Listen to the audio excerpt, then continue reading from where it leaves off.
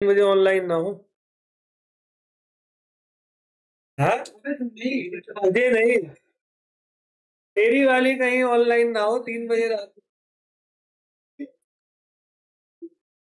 मैं तो शरीफ, कहीं बेवफा निकल जाए।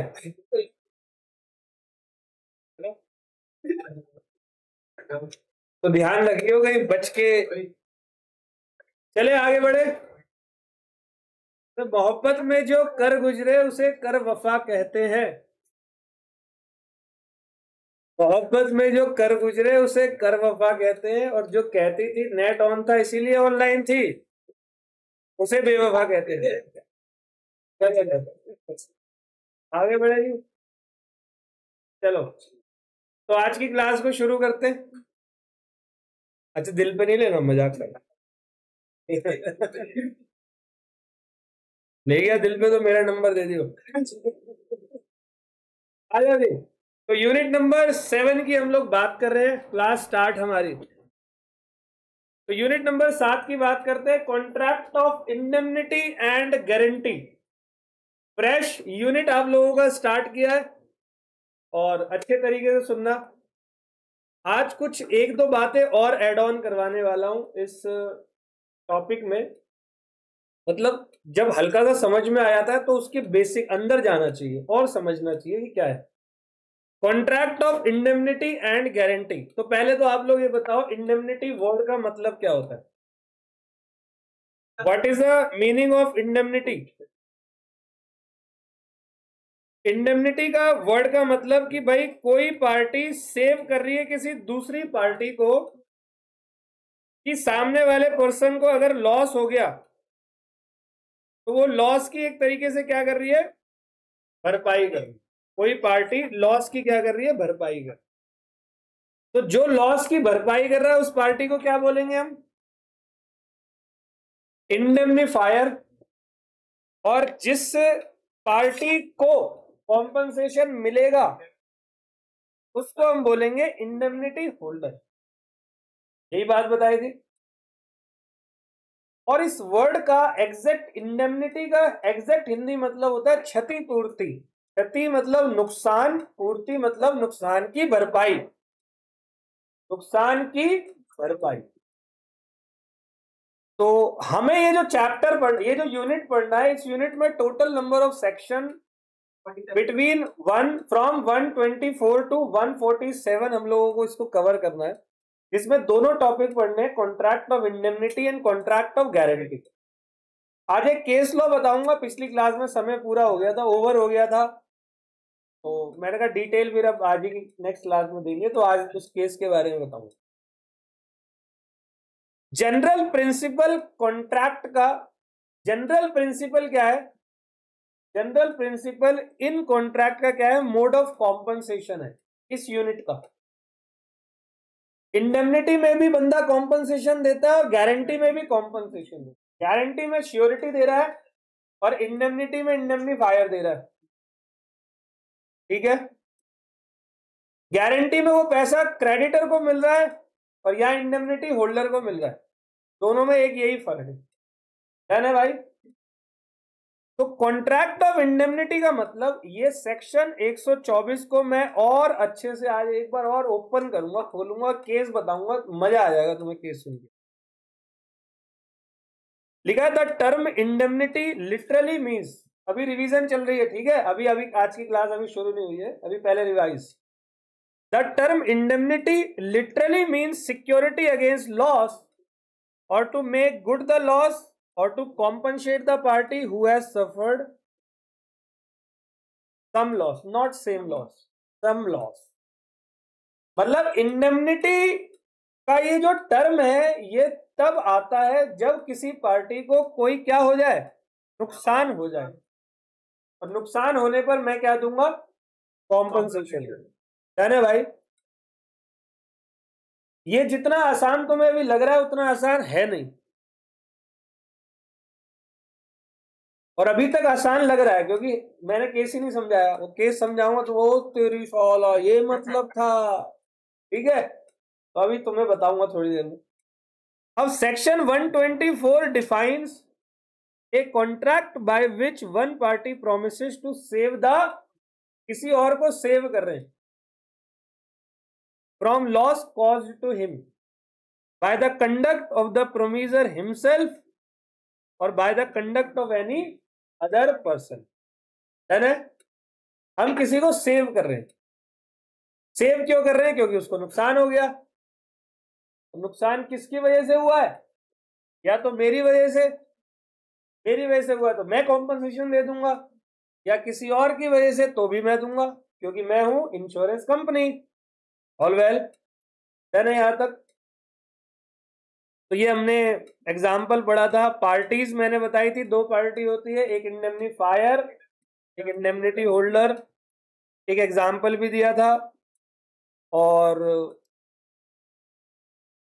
अब एक केस है हमारा, in the case of Gajanan Moreshwar versus Moreshwar Madan, 1942 का ये केस है। ठीक है, इस केस को समझा रहा हूं, जरा ध्यान से समझना। ये केस बहुत अच्छे से समझना।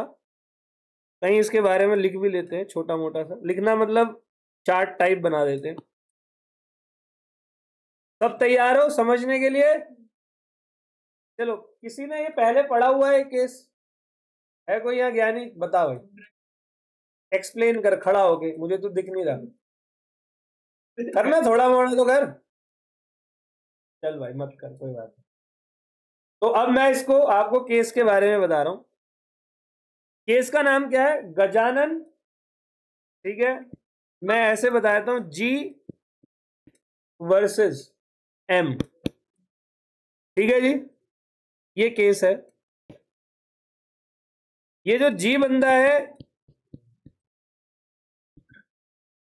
ये प्लेंटिव है, और एम कौन है? डिफेंडेंट। ये जो केस होते हैं ये होते हैं प्लेंटिव और डिफेंडेंट के बीच में हमेशा। मतलब इस बंदे ने इस पर क्या किया है?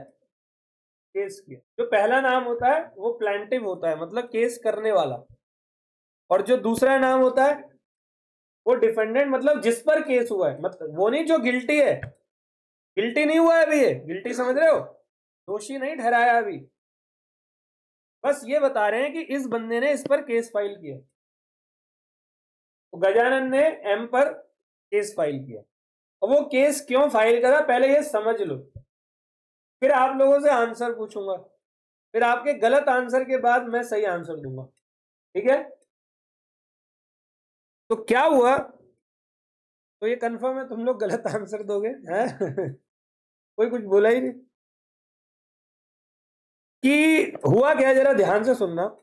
एम नाम के पर्सन ने जी नाम के पर्सन से एक प्रॉपर्टी ली। जी ने एम को एक प्रॉपर्टी दी लीज पर। किस पे दी? लीज पर। लीज क्या होता है? कुछ साल के लिए वो प्रॉपर्टी, ये पूरी बिल्डिंग है, मतलब कोई लैंड है, लैंड दिया था, प्लॉट। ठीक है, वो एम को दे दिया लीज पर। तो वो एम ने उस प्रॉपर्टी को लीज पर क्यों लिया होगा? है जी, कोई काम वाम करेगा भाई, है थोड़ी लीज पे लेगा वो। तो इसने इससे जो प्रॉपर्टी ली, इसमें डीड वगैरह बनी थी।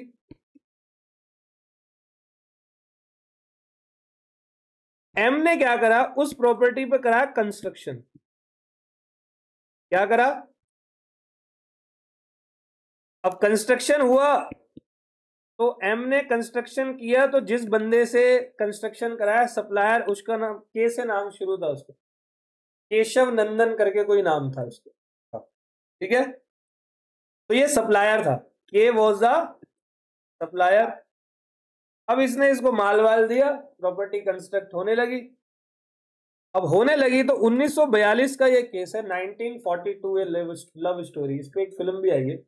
1942 का ये केस है, और उस समय इस के को एम से लेने थे 5,000 रुपए। ये सामान दिया तो कितने आउटस्टैंडिंग हो गए?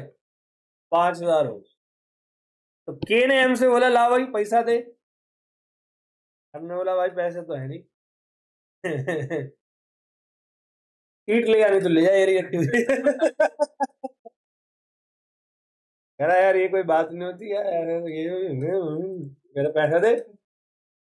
एम ने बोला भाई एक काम कर, ये जो प्रॉपर्टी है ये मैं तुझे कर रहा हूं क्या, मोर्टगेज, मतलब गिरवी रखना। भाई एक राइट तो एम के पास भी है ना उस प्रॉपर्टी का, मैं गिरवी रख दी और सामान ले लिया, तो ये गिरवी का अमाउंट क्या था, और सामान, के ने और सामान दे दिया एम को, ये भी खुश, तो मौज आ गई, ये तो पैसे दे नहीं पाएगा, इसकी प्रॉपर्टी मेरी है, मान लो नहीं दे पाया तो ठीक है, डन। अब भाई के ने इसको और सामान दे दिया, अब इन दोनों के बीच में ये एग्रीमेंट हुआ, अब यहां पर जी परेशान हो गया, प्रॉपर्टी किसकी है प्रॉपर्टी किसकी है, अब जी भाई परेशान हो गया यार, ये तो मेरी प्रॉपर्टी, मेरी तो साला गिरवी रख दी इसने। तो एम ने जी से एक कॉन्ट्रैक्ट किया कि भाई तुझे कोई नुकसान हो गया तो कॉम्पनसेशन मैं दूंगा, टेंशन मत ले, तुझे कोई नुकसान हुआ तो कॉम्पनसेशन मैं दूंगा। पता है इसने ये प्रॉपर्टी क्यों रख पाया, क्योंकि सारे राइट्स इसको दे दिए थे, जी ने सारे अधिकार दे दिए थे, लीज के साथ सब राइट्स दे दिए थे, तो राइट्स के बदले पैसे दिए होंगे ना एम ने जी को, एम ने जी को कॉन्ट्रैक्ट किया कि भाई देख तेरे को कोई नुकसान हुआ तो फिर पैसे मेरे से ले लियो। बेटे अभी तक समझ में आ रहा है केस, अच्छे से आ रहा है ना, अच्छे से आना चाहिए बिल्कुल। एम ने जी को बोला, मतलब ऐसा बोल सकता हूं डिफेंडेंट ने प्लेंटिफ को ये बोला कि तुझे नुकसान नहीं होगा, होगा तो मैं भरूंगा ना भाई।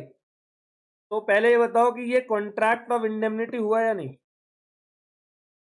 हुआ या नहीं, भाई तुझे कोई नुकसान हुआ तो मैं भरूंगा, this is contract of indemnity, he is indemnifier and he is indemnity holder, हो गई बात खत्म।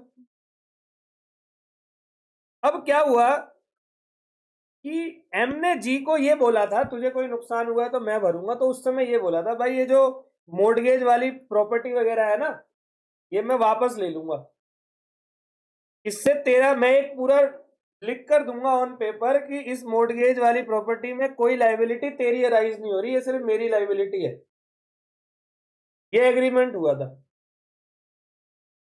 अब बाद में क्या हुआ, एम ने वो काम किया नहीं, कौन सा काम, डॉक्यूमेंट वाला। अब ये बेचैन हो रहा है, जी बार बार क्या हो रहा है, बेचैन हो रहा है, उसको रातों को नींद नहीं आ रही, मेरी प्रॉपर्टी मेरी प्रॉपर्टी, है ना, उसको नींद नहीं आ रही, वो बहुत परेशान हो गया और उसने उठा के गुस्से में क्या कर दिया, एम के ऊपर केस कर दिया कि भाई मेरे को कॉम्पनसेशन दिलवाओ। मैं कहा अच्छा, उसने उठाकर एम के ऊपर केस कर दिया। अब जी कौन है यहाँ पर, प्लेंटिफ, और एम कौन है, और डिफेंडेंट था बहुत तेज आदमी, जो इतनी हरकतें कर रहा है वो तेज नहीं होगा, उसने केस किया कॉन्ट्रैक्ट ऑफ इंडेमनिटी के दम पर, तो जी मेरा तो नुकसान हो गया, ये वो, ठीक है भाई। एम गया कोर्ट में, कोर्ट में जज से बोला एम ने, अच्छा इसमें जो बोलने वाली ऐसा बोला नहीं होगा, मैं सिर्फ अपनी स्टाइल में बता रहा हूं, एम ने बोला जज से, जज साहब क्या हाल है, बढ़िया भाई तू बता, जज साहब ये केस आया ना आपके पास, हाँ जी, क्या कह रहा है, कह रहा कॉन्ट्रैक्ट ऑफ इंडेमनिटी दिलाओ। जज साहब ये सेक्शन पढ़ो जरा, आप पढ़े लिखे हो समझदार हो, लेकिन मैं एक अपनी तरफ से पढ़वाना चाह रहा हूं, पढ़ो सेक्शन, पढ़ो बेटे, तुम्हें बोल रहा हूं पढ़ो, तेज तेज पढ़ो। A contract by which one party promises to save the other from loss caused to, रुक जाओ, लॉस हुआ कहां? जिसने केस किया, लॉस हुआ कहां? लॉस तो हो सकता है कि हो, लॉस हुआ कहां? एम कह रहा है सर जी बता पूछना लॉस कहां हुआ? जज ने बोला क्या लॉस हो? कह रहा होगा। ये तो तब ही हो ना बे, अभी भी आ गया। क्या ये प्री मेच्योर नहीं था? प्री मेच्योर समझते हो, समय से पहले। तो कॉन्ट्रैक्ट ऑफ इंडेमनिटी यही कहता है भाई, इंडेमनिफिकेशन करेंगे कब? व्हेन, जब लॉस, यहां पर डिफेंडेंट जीता। समझ गए? लेकिन कहीं आपको ये केस मिलेगा नहीं लिखा हुआ, ऐसे लिख देंगे कि डिफेंडेंट जीता। ठीक है, अब मैंने आपको समझा दिया पूरा का पूरा केस। डन है, खेला हो गया। यस, ठीक है, समझ गए। चलो जी, तो अब आप लोग आएंगे, नोटिंग करेंगे। In the case of Gajanan Moreshwar versus Moreshwar Madan,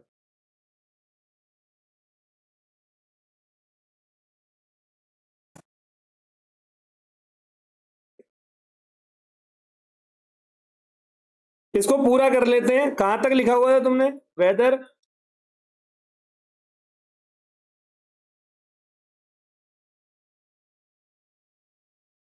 due to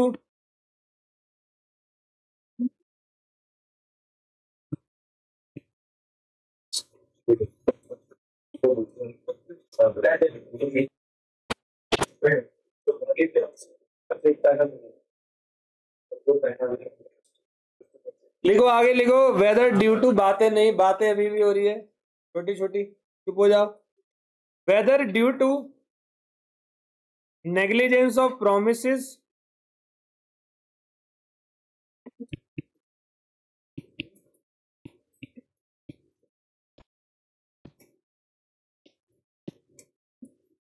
और बाय, अरे भाई समझ नहीं आ रहा क्या?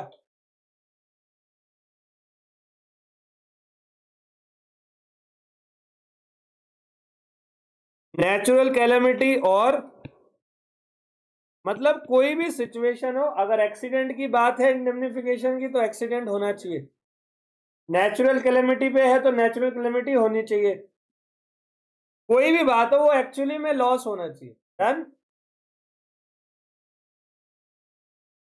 चलो जी, कितने पॉइंट हो गए हमारे? अरे मुझे पता है भाई, नहीं लिखा। Contract of indemnity section 124। ठीक है, अब लिख लो जरा, जल्दी लिखो फिर आगे बढ़ते हैं। अरे मान ले अगर बोला है किसी का कॉन्ट्रैक्ट बनाया कि कैलेमिटी पे दूंगा, कॉन्ट्रैक्ट तो कैसे भी बन सकता है।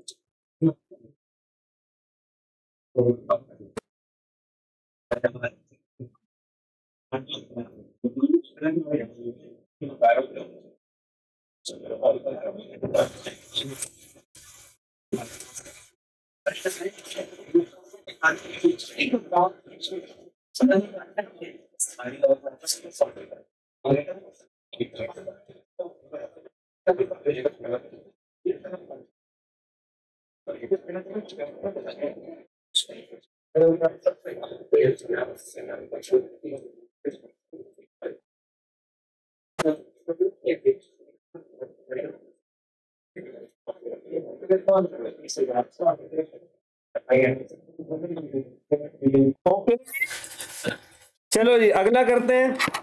हेडिंग बनाओ, modes of contract of indemnity. क्या आप लोगों को पता है कि नॉर्मल कॉन्ट्रैक्ट जो यूनिट नंबर 1 में पढ़ा था, उसको बनाने के कितने मोड होते हैं? बेटे वो तो एलिमेंट है। एक होता है एक्सप्रेस, इम्प्लाइड, याद है, क्वाजी, टैसिट, ठीक है, तो ई कॉम भी होता है। ठीक है, तो ऐसे ही इंडेमनिटी कॉन्ट्रैक्ट को बनाने के दो मोड होते हैं। सब सुन लो, कॉन्ट्रैक्ट को, इंडेमनिटी कॉन्ट्रैक्ट को बनाने के दो मोड होते हैं, एक होता है एक्सप्रेस कॉन्ट्रैक्ट और एक होता है इम्प्लाइड कॉन्ट्रैक्ट। मैं अभी दोनों के एग्जाम्पल दूंगा, पहले लिख लेते हैं। लिखो mode of contract of indemnity.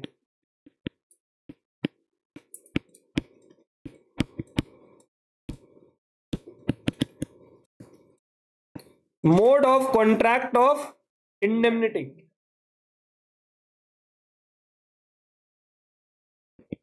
तो दो तरीकों के मोड है, एक होता है एक्सप्रेस कॉन्ट्रैक्ट और एक क्या होता है, इम्प्लाइड कॉन्ट्रैक्ट। ठीक है, और कॉन्ट्रैक्ट के अंदर सारे एसेंशियल्स जो है, वो जो नॉर्मली हमने 10 एसेंशियल पढ़े हैं ना, वो सब होने चाहिए। एक एग्जांपल भी दूंगा, पहले ये समझ लो। Mode of contract of indemnity, express तो समझ में आ गया, मैंने ये बोला कि भाई अगर तेरा ये नुकसान हो गया तो मैं तुझे 10,000 दूंगा। इंडेमनिटी क्या है, इम्प्लाइड कॉन्ट्रैक्ट का एग्जांपल कोई दो।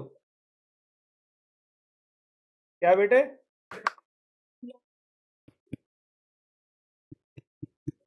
सुनना, इम्प्लाइड कॉन्ट्रैक्ट का, इम्प्लाइड इंडेमनिटी कॉन्ट्रैक्ट का एग्जांपल सबसे बेस्ट दे रहा हूं, प्रिंसिपल और एजेंट। मेरा कोई एजेंट है, सारा माल मैं उससे लेता हूं, मैं प्रिंसिपल हूं। मैं कौन हूं, प्रिंसिपल, और मैं सारा माल किससे लेता हूं, हर बार माल मैं उसी से लेता हूं। तो एजेंट इस भरोसे पे कि मैं अगली बार भी माल लूंगा, वो माल खरीद के बैठा होगा, मैंने माल नहीं लिया उससे, उसको मजबूरन बाहर बेचना पड़ा और नुकसान में बेचना पड़ा। ये इम्प्लाइड कॉन्ट्रैक्ट है, इम्प्लाइड है कि इसका नुकसान कौन भरेगा, प्रिंसिपल भरेगा, बेशक यहां कॉन्ट्रैक्ट नहीं हुआ। नहीं समझे, मैंने किसी अपने एजेंट को रखा हुआ है अपने पास माल सप्लाई करने के लिए, वो एक्सक्लूसिवली मेरे लिए माल लेकर आता है। वो इस बार भी लाया माल, आया, लो भाई साहब माल आ गया, मैं कहा नहीं ले रहा, मैं कहा जाऊं इसको लेके, कहता मैं नहीं ले रहा, जा। समझ गए, तो अब वो बंदे ने माल किसी और को बेचा, लेकिन नुकसान पे बेचा, तो वो नुकसान की भरपाई किससे करेगा, उस प्रिंसिपल से, और ये इंप्लाइड कॉन्ट्रैक्ट ऑफ इंडेमनिटी हो गया। आगे समझ में, एक नोट लिख लो, ये नोट बहुत जरूरी है।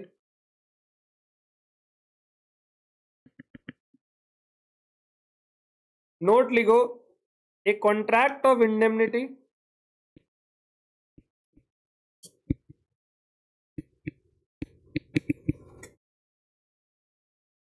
is like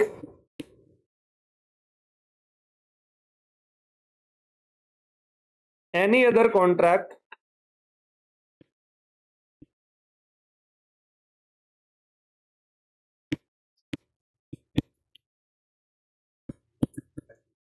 and must fulfill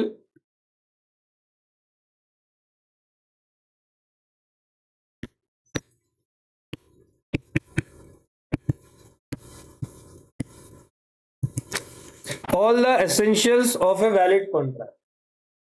समझ गए। अब जैसे कि ए ने बी को बोला कि तू जाके सी को फोड़ दे, मतलब सी को मार, मैं तुझे 2,000 दूंगा। अच्छा, बी ने सी को फोड़ भी दिया, अब वो आ रहा है, लाओ 2,000, मैं तो मजाक कर रहा था। उसको गुस्सा आ गया, वो चला गया कोर्ट, पहले गया थाने, सर ये कोई बात नहीं होती, इसने मुझसे वादा किया था, उसको मार, मैंने उसकी टांगे तोड़ दी, 2,000 नहीं दे रहा, कानून नाम की चीज है या नहीं है। बेटे इधर नहीं, 1 मिनट बैठ में 2 मिनट में आया, बंदर से पहले रामलाल लेके आएगा डंडा बड़ा सा, तो पहले फोड़ेगा उसको तबीयत से। क्यों, क्योंकि ए और बी के बीच में जो एग्रीमेंट बना है उसका तो पर्पस ही वॉइड है। समझ गए, ऑल वेल, ठीक है। तो आगे बढ़ते हैं, अब लिखो rights of indemnity holder when sued, heading बना लो।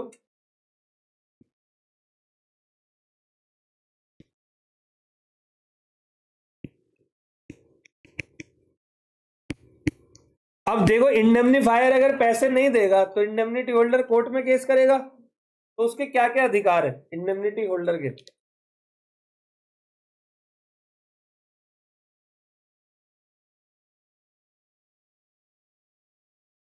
सेक्शन 125। क्या? सीवुड बेटा केस करना है।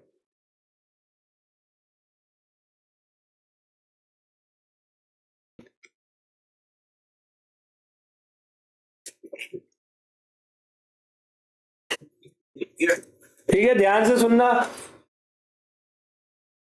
सबसे पहले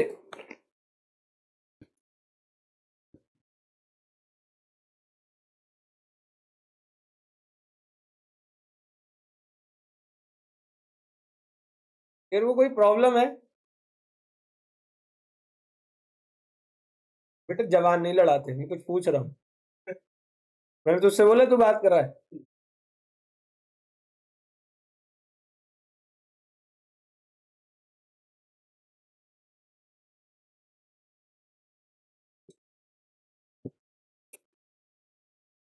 चलो, तो इंडेमनिटी होल्डर के क्या क्या राइट्स होते हैं जरा वो सुन लो। सबसे पहले तो इंडेमनिटी होल्डर क्या लेगा? मांगेगा या नहीं? भाई मुझे कॉम्पनसेशन डैमेज दिलवाओ। दूसरा, तो डैमेज कौन से वाले? All damages which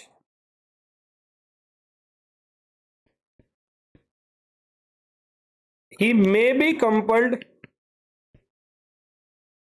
to pay in any suit। जो केस फाइल करने का जो खर्चा होता है, damage which he may be compelled to pay in any suit, damage लेगा और कॉस्ट भी लेगा। कॉस्ट मतलब जो सूट केस करने का जो खर्चा हुआ, वकील वकील को दिए होंगे ना पैसे, तो लिखो all cost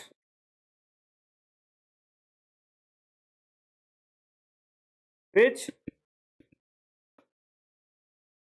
he may have been compelled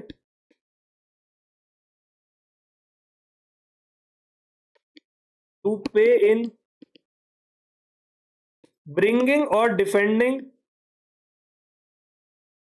the suit।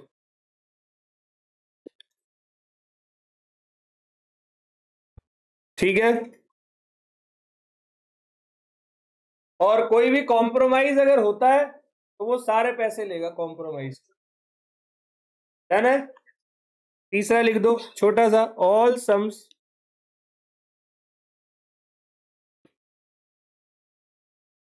which he may have paid under the terms of any compromise of suit। अब जैसे कि क्या हुआ, ये इंडेमनिटी होल्डर के सारे जो हैं वो क्या है? राइट्स हैं। समझ में आ गए सबको?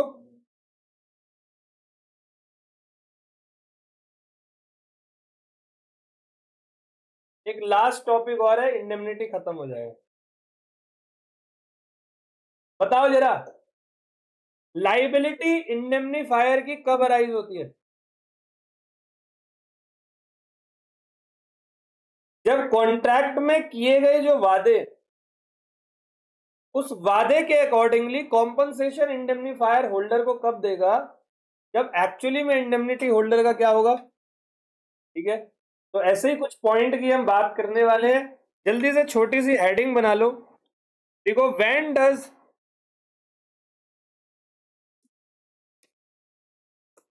The liability of an indemnifier commence?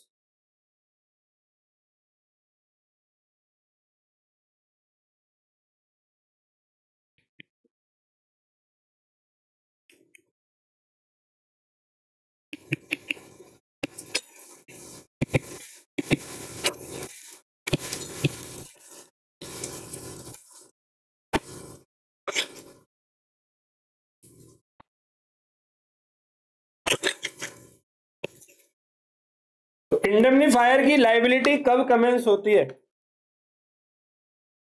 तो स्टार्ट करें। इंडियन कॉन्ट्रैक्ट एक्ट साइलेंट है इस बात पर, लेकिन हम कुछ इसके आगे भी पढ़ेंगे। लिखो ऑल दो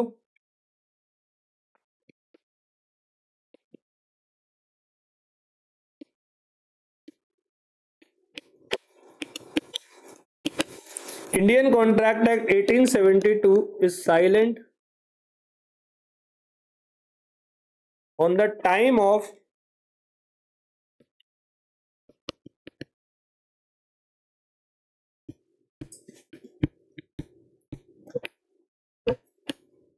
commencement of liability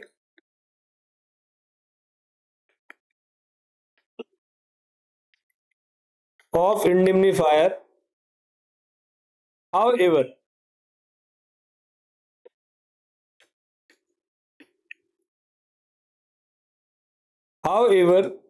on the basis of judicial pronouncements,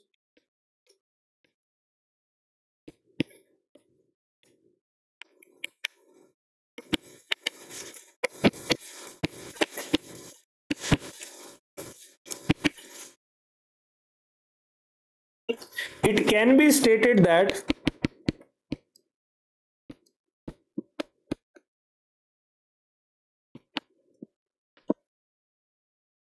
the liability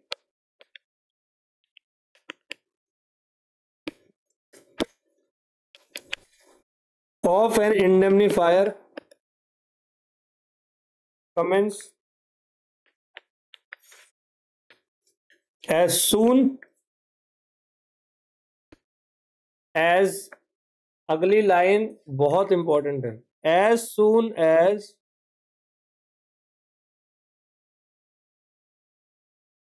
आगे लिखो the liability of the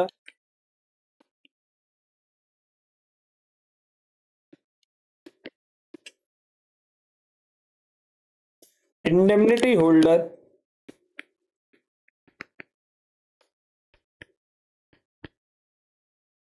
becomes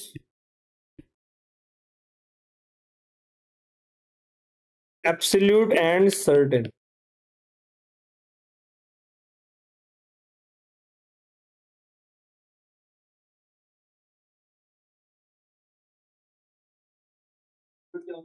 absolute and certain. एक एग्जांपल देता हूं,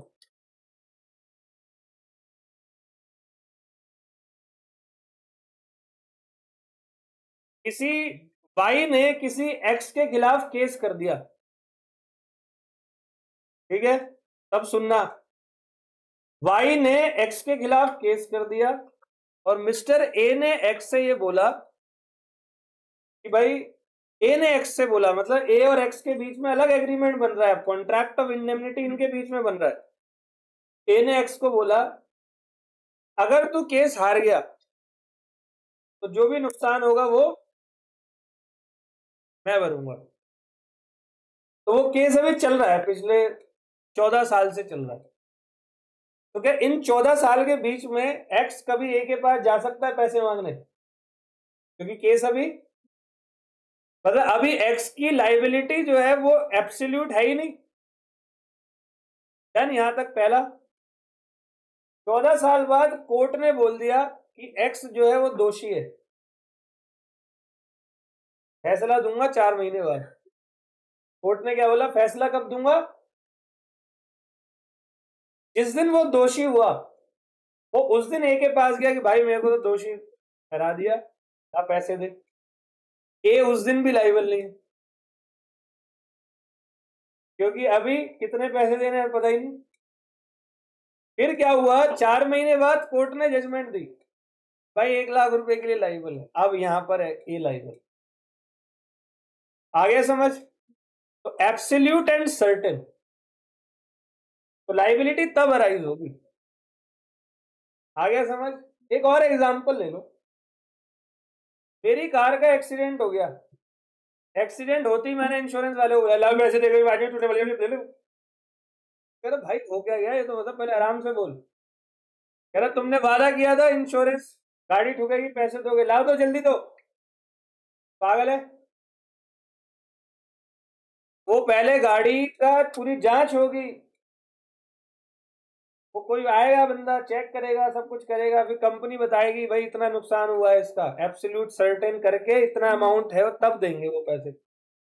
ये थोड़ी गाड़ी ठुकते ही इंश्योरेंस वाला आ गया धूम मचा ले, थोड़ी है वो मोटरसाइकिल से आ ले भाई ले पैसे पकड़ जा रहे हैं, अगली गाड़ी ठुकी हुई है वहां जा रहा है। समझ गए? आ गया? क्लियर है? एग्जाम्पल लिखेंगे हम लोग। तो आगे लिखो, this principal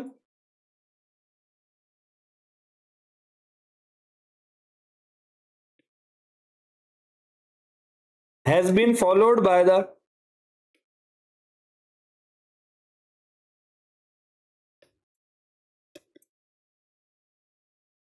courts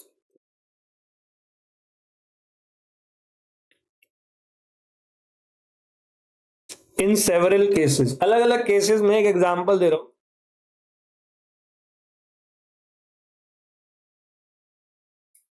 A promise to compensate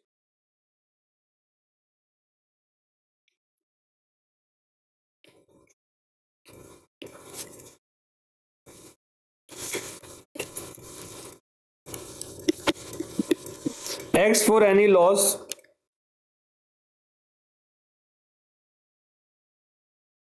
that he may suffer by filing a suit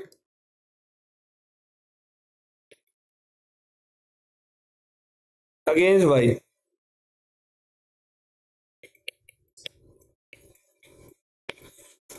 The court orders X to pay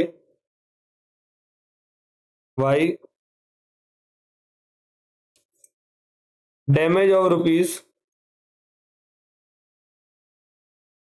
1 lakh। ठीक है, यहां तक ओके? लिखो एज द लॉस, अब सर्टेन हुआ ना, as the loss has become certain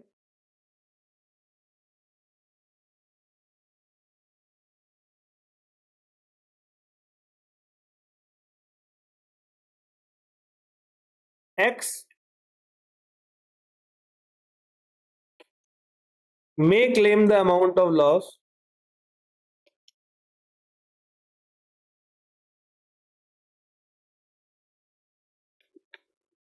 from A and pass it to the Y।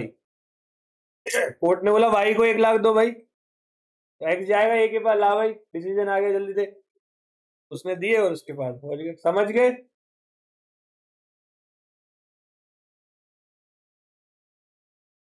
चलो, तो ये हमारा कॉन्ट्रैक्ट ऑफ इंडेमनिटी कंप्लीट हुआ। कैसा लगा बच्चे?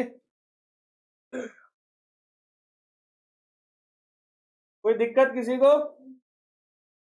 तो ये हमारा कॉन्ट्रैक्ट ऑफ इंडेमनिटी क्लियर हुआ। समय है अभी हमारे पास, है थोड़ा सा समय। हाँ,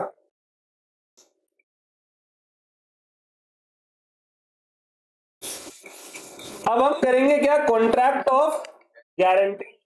हेडिंग बनाओ, प्रेम से लिखो कॉन्ट्रैक्ट ऑफ गारंटी।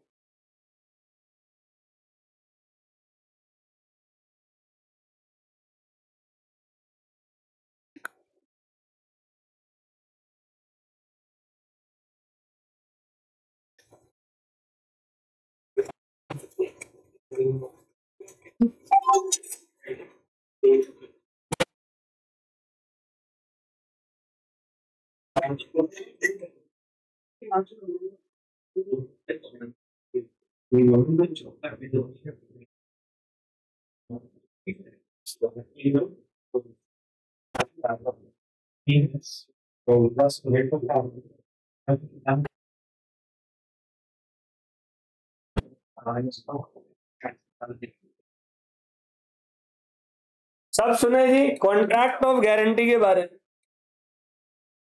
वैसे तो पिछली क्लास में मैंने कॉन्ट्रैक्ट ऑफ गारंटी के बारे में सब बता दिया था, तो मैं थोड़ा सा कॉन्ट्रैक्ट ऑफ गारंटी एक बार और बताना स्टार्ट करता हूँ।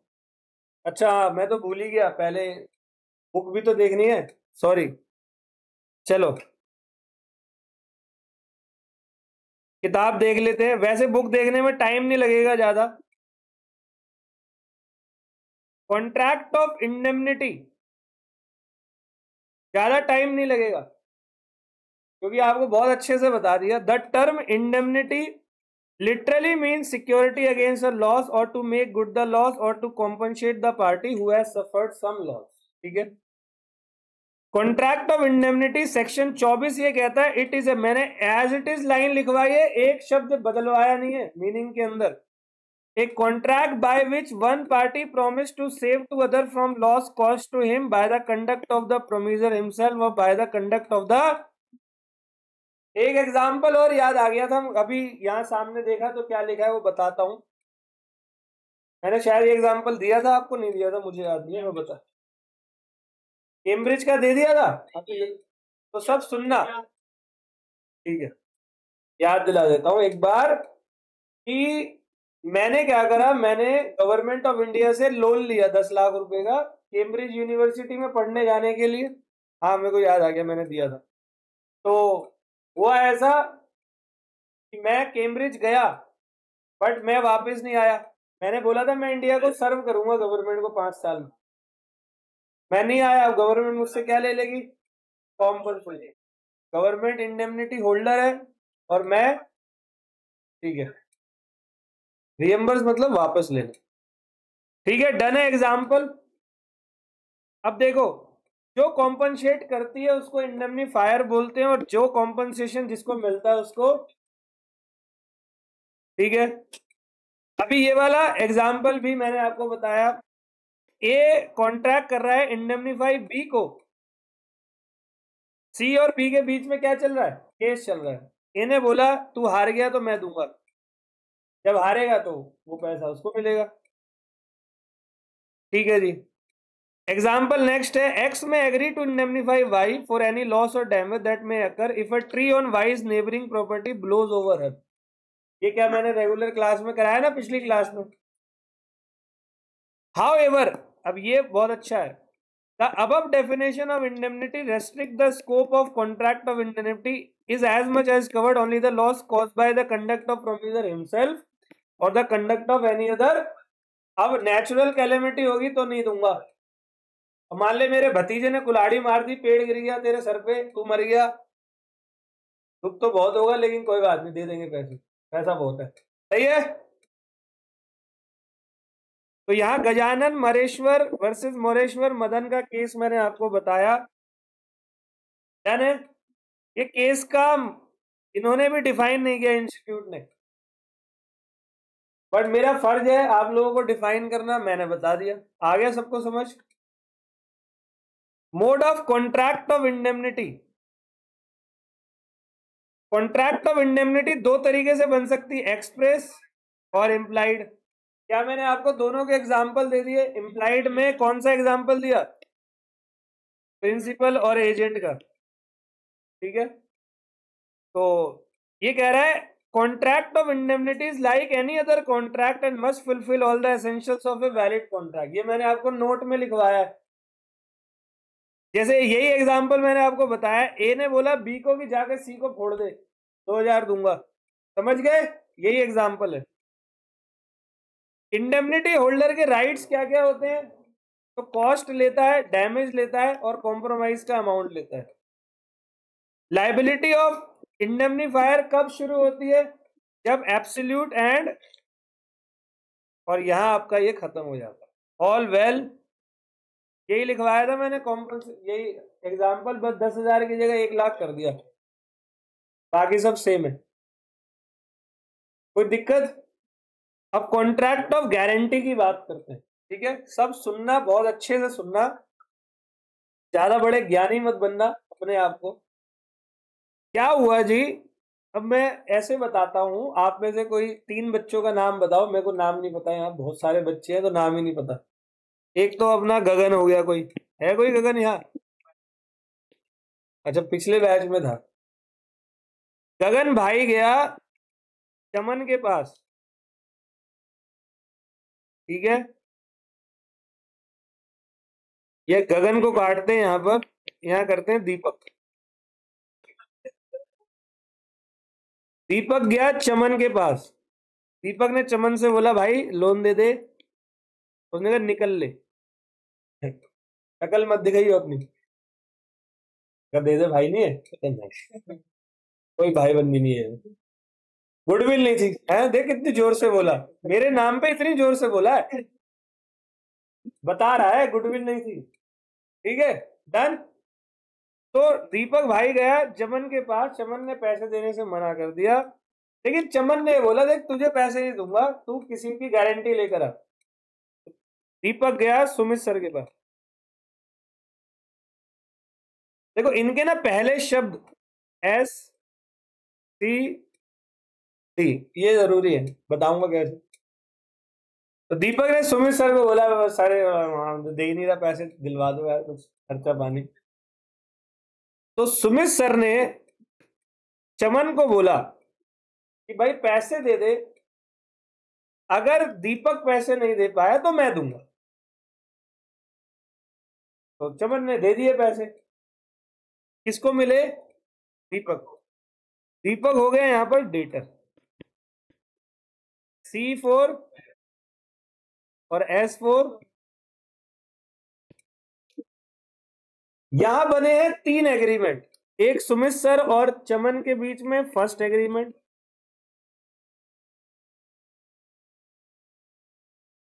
भाई मैं भी तो सुमित सर को बोलूंगा सर अगर आप उसको दे दो तो मैं आपको बाद में बच्चे पढ़ा के दे दूंगा। भाग कहां रहे हैं? हर कर्जदार यही बोलता है ना, कर्ज लेने से पहले भाग रहा हूं क्या? ऐसा नहीं है, आपको पता है दुनिया के जितने भी बिजनेस है वो कर्ज पे ही चलते हैं। 99.99% काम बिजनेस लोन पे ही होता है सर। ये तो 0.1% होते हैं जिनकी नीयत खराब होती है। हाँ, दोस्त तो पैसे लेते ही बोलता है अब यहां से निकलने का समय आ गया। वो गोली हो जाता है वहां से, है ना। आजकल का समय ऐसे ही चल रहा है। दोस्तों को तो पैसा मांगे तो उसको बोल दो कि भाई अभी भी नहीं है और कभी भी नहीं है, ठीक है। तो मतलब तेरे घर में अगर 4 5 6 लाशें जब तक एक साथ ना होगी तब तक नहीं दूंगा तुझे पैसे। दोस्तों को कभी मत देना, वो कभी नहीं मिलेगी, ठीक है। फिर वो दोस्त जब मेच्योर हो जाता है बाद में, जब तब वो थोड़ा सोचता है, लेकिन तुम्हारी एज जो है ना, इस एज में कभी कर्ज मत दे। भाई एक बर्गर खिला देना, कल ले लियो पैसे, कल कभी नहीं आएगा वो। ठीक है भाई। अब एक दूसरे को क्यों देख रहे हो तुम लोग? तुम्हारा खुद का कर्ज है क्या ऑफिस में? चलो अब डन करें, आगे बढ़ते हैं। तो अब क्या हुआ जी, यहां पर हुआ कॉन्ट्रैक्ट ऑफ गारंटी। अब इस चैप्टर को समझा रहा हूं आपको, इस चैप्टर में पढ़ना क्या है। यहां आया कॉन्ट्रैक्ट ऑफ गारंटी। तो सुमित सर ने गारंटी दी चमन को कि दीपक को पैसे दे दे। अब एक बात बताओ, दीपक पैसे नहीं दे पाया, फेल्ड टू पे, तो क्या चमन के कुछ राइट्स होंगे? क्या इनके कुछ राइट्स होंगे? दीपक ने पैसे दे दिए, क्या इनकी चमन की कोई ड्यूटी होगी? मान लो कोई सिक्योरिटी विक्योरिटी रखी है, क्या इनकी कोई ड्यूटी होगी? तो ऐसे ही इस चैप्टर में पढ़ना है इन सब की ड्यूटीज, इन सब के ऑल वेल। गारंटर ये सुमित सर, है ना। मीनिंग तो लिख ही लेते हैं आज की क्लास में, लिखो, हेडिंग बनाओ।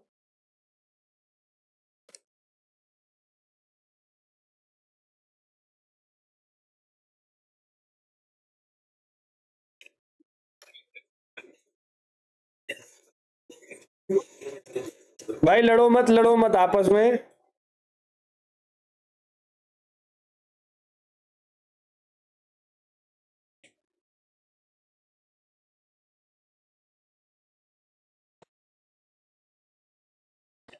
Contract of guarantee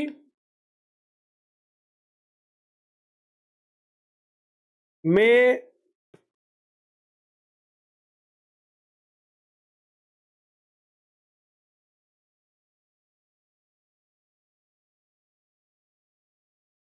surety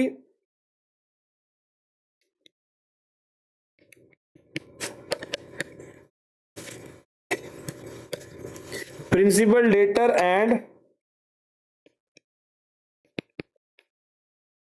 creditor.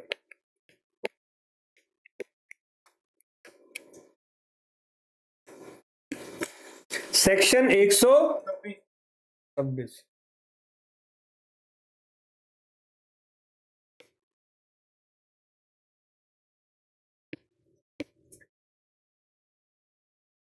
Contract of guarantee का यहां पर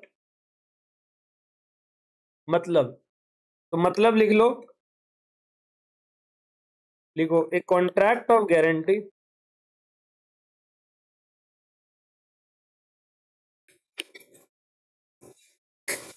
is a contract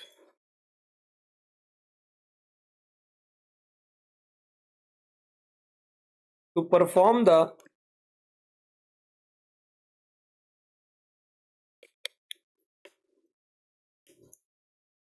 promise made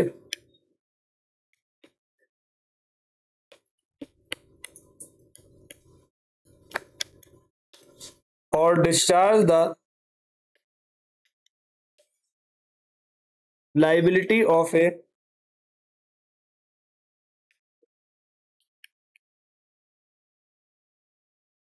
third person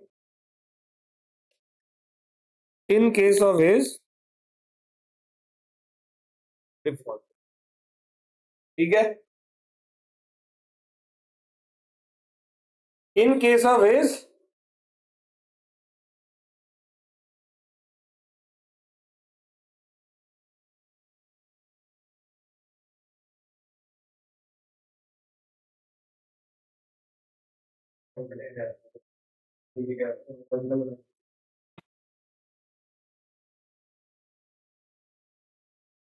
बच्चे, तो अगली क्लास में मिलते हैं, आगे करेंगे फिर इसके।